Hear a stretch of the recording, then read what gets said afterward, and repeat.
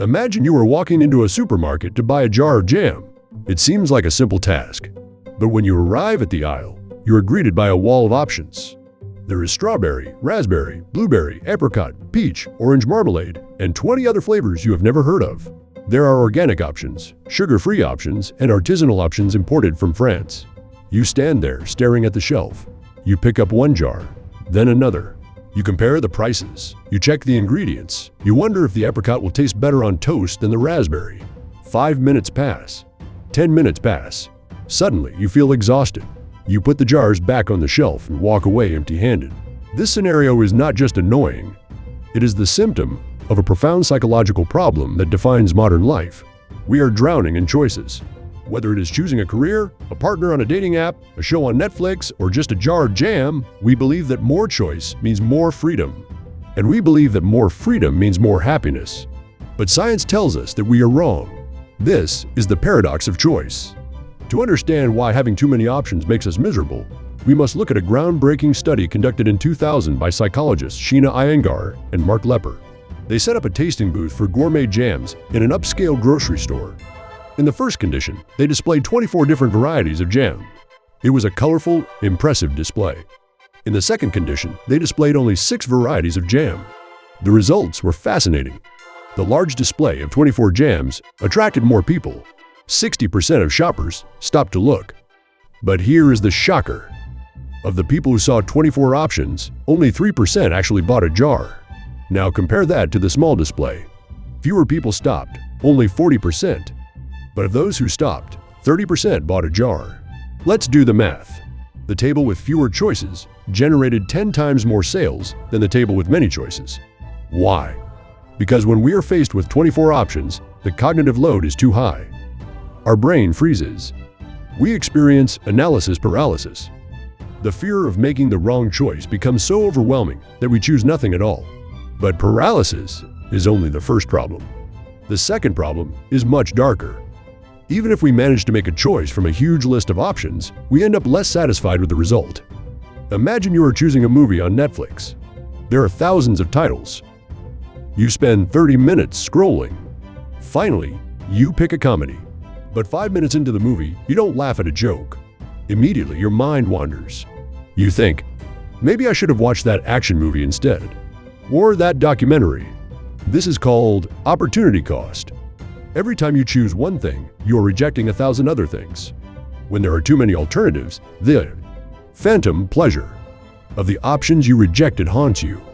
You subtract the satisfaction of the rejected options from the satisfaction of the chosen one. The result is that even a good choice feels like a bad one.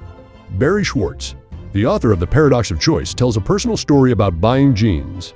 He used to go to the store, and there's only one type of jeans. They fit poorly, and they were stiff. But when he bought them, he was satisfied. Why? Because he had no other choice. If they were uncomfortable, it was the world's fault, not his.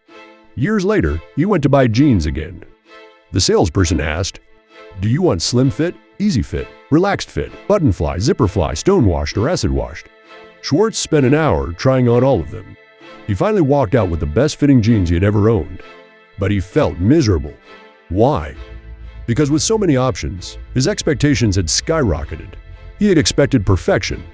And because the jeans were merely good and not perfect, he felt disappointed. Moreover, when you have one option and it is bad, you blame the world. When you have 100 options and you choose a bad one, you blame yourself. I am stupid. I chose the wrong one. The escalation of expectation leads to self-blame and depression. This brings us to a crucial distinction in personality types. Psychologists divide people into 2 categories: maximizers and satisficers. Maximizers are people who need to make the absolute best choice. They read every review. They compare every price. They agonize over every detail. They want to squeeze the maximum utility out of every decision. Satisficers, on the other hand, have a threshold of acceptability. They know what they want, and as soon as they find something that meets their standards, they pick it and move on. They don't worry about whether there is something slightly better around the corner. Research shows that maximizers tend to make objectively better decisions. They get better jobs and earn more money. But ironically, they are significantly less happy. They are more prone to regret, anxiety, and depression. Satisficers might not get the absolute best outcome, but they feel good about their lives. In the modern world, technology is turning us all into maximizers. Dating apps like Tinder are the ultimate example. You swipe left, swipe left, swipe left. You are looking for the perfect partner. But because the pool of options feels infinite, you never commit. You always think the grass is greener on the next profile. We treat people like jars of jam. And in the end, we walk away empty-handed and lonely. So, how do we escape this trap? How do we find freedom in a world of overwhelming choice? Here is your survival guide.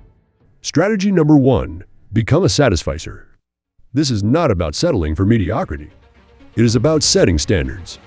Before you look for a hotel, a car, or a partner, define exactly what you need. If you find something that meets those needs, take it. Don't look at what else is out there. Excellence is attainable. Perfection is an illusion. Strategy number 2. Practice voluntary constraint. Deliberately limit your options. If you are going to a restaurant with a huge menu, tell yourself, I will only look at the pasta section. If you are shopping for clothes, visit only 2 stores. By artificially restricting your choices, you lower the cognitive load and increase your satisfaction.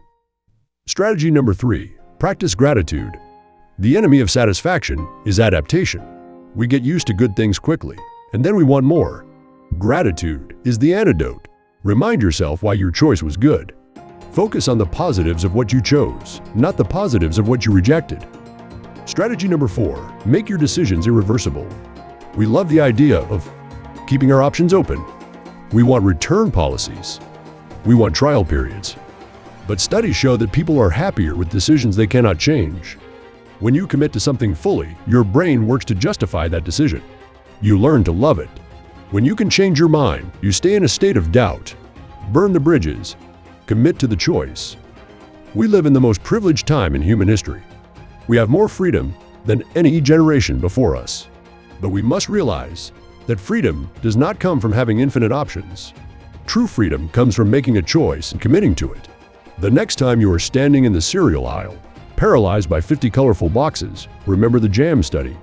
Remember that good enough is actually perfect. Grab a box, don't look back, and enjoy your breakfast. If this deep dive helped you understand your own decision fatigue, please consider subscribing. We explore the hidden psychology behind everyday life. Hit the like button to help us make the right choice to keep creating content. See you in the next video.